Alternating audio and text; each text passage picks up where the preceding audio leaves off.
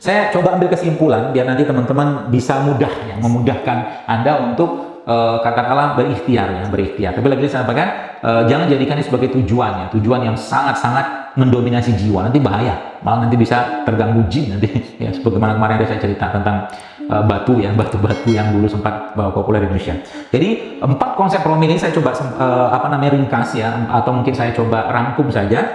Yang pertama ya, bersihkan hati, kuatkan akidah ya. Dan pahamilah bahwa anak itu adalah amanah, ya, anak adalah aset kita, titipan dari Allah, dan pernikahan itu adalah ladang pahala yang tidak putus ya. Jadi Allah lebih tahu mana yang terbaik untuk kita. Allah lebih tahu. Soal kalau dikasih anak, alhamdulillah, senyum aja gitu. Nggak dikasih anak, alhamdulillah juga, selesai. Nah, kalau memang sudah kayak begitu, kita udah let it go, aman kita.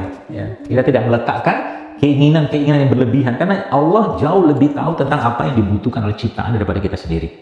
Kita kan ciptaannya, seperti itu. Ya.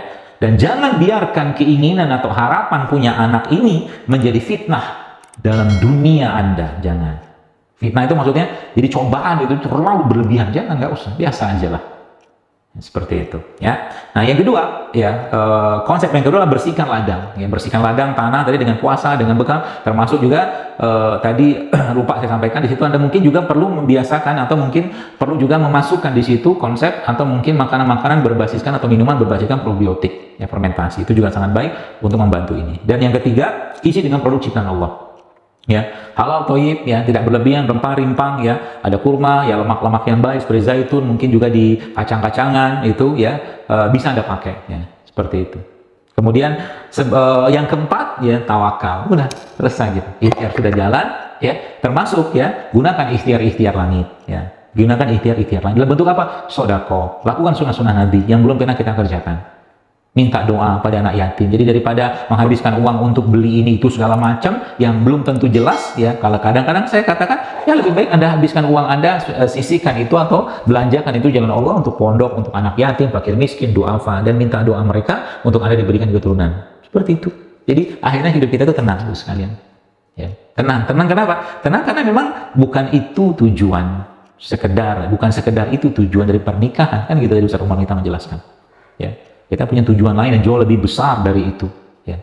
Maka beberapa poin-poin ini bisa Anda pakai ya, dan insya Allah ikhlaskan niat karena Allah ya.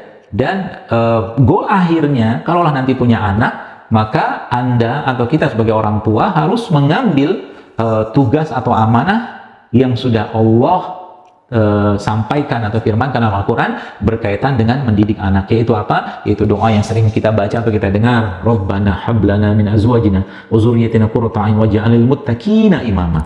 Kita punya anak bukan untuk mendidik dia menjadi seorang dokter, bukan. Menjadi seorang katakanlah pilot atau apapun profesi-profesinya, bukan. Kita diberi amanah oleh Allah untuk mendidik anak kita menjadi pemimpin. Itu menjadi pemimpin. Untuk mendidik seorang anak menjadi pemimpin, Bapak-Ibu sekalian, ya, maka tidak akan mungkin bisa diberikan kepada orang-orang yang tidak bisa memimpin dirinya.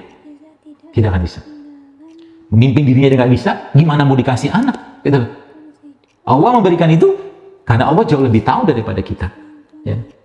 Nah, jadi kalau kita sudah memahami ya, menjalani ini semua itu dengan bahasa-bahasa keimanan ya, apa tujuannya, apa keinginan Allah, kehendak Allah dari ini semua, apa yang Allah inginkan dari ini semua dalam kehidupan perjalanan kita, katakan ada yang promil atau apapun itu, maka kita akan lebih tenang hidupnya ya, sehingga nanti promil itu menjadi ya ada ikhtiar yang kita kerjakan, tapi subhanallah ketika jauh lebih besar hal-hal yang berhubungan dengan Allah yang kita kerjakan, bisa jadi ya subhanallah ya, minum kunyit hanya kunyit doang gitu misalkan, hanya minum serai doang, katakanlah dia makan bawang putih dimasukin dalam sup segala macam, ternyata di situ Allah memberikan keturunan ya.